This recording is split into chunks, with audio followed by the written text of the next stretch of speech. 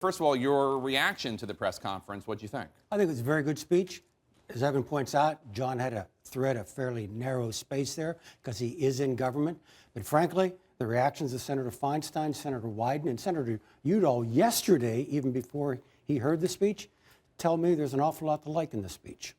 What do you mean by that? I mean, they opposed the speech. They said that John was misleading and lying again. All right, I know John's telling the truth. And so although I would have changed a few words, I may have added a few thoughts, fundamentally, John said we got valuable information from this program and we did not intend to mislead Congress about it. I'll pocket that. Do you know that, first of all, let's differentiate, if we can, for the sake of this conversation, between the abuses, the things that were not the unauthorized activities. The unauthorized, such right. as the rectal rehydration. No, stop. Okay. All right, that was a medical procedure. That was done because of detainee health, that the people responsible there for the health of these detainees saw that they were becoming dehydrated.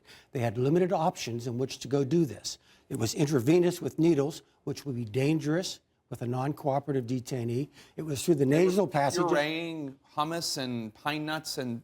Jake, I'm not a doctor and neither are you, but what I am told is this is one of the ways that the body is rehydrated. These were medical procedures. And to give you a sense... You're really defending rectal rehydration. What I'm defending is history. To give you a sense as to how this report was put together, this activity, which was done 5 times, in each time for the health of the detainee, not part of the interrogation program, not designed to soften him up for any questioning.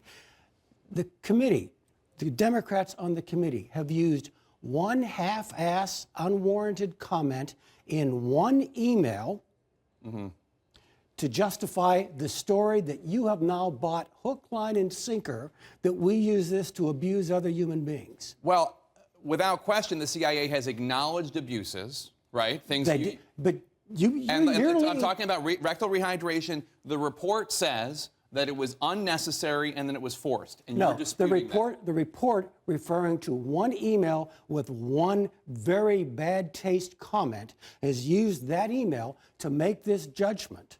Now, don't you think they should have talked to someone? What did you mean by this? Did everyone else around in making this decision? Let me grant you the point right now that, that the committee should have interviewed witnesses. Right. 100% I agree with you. And let's even say that it'd be better if this report were a bipartisan report and the entire committee signed off on it. I agree with all of that.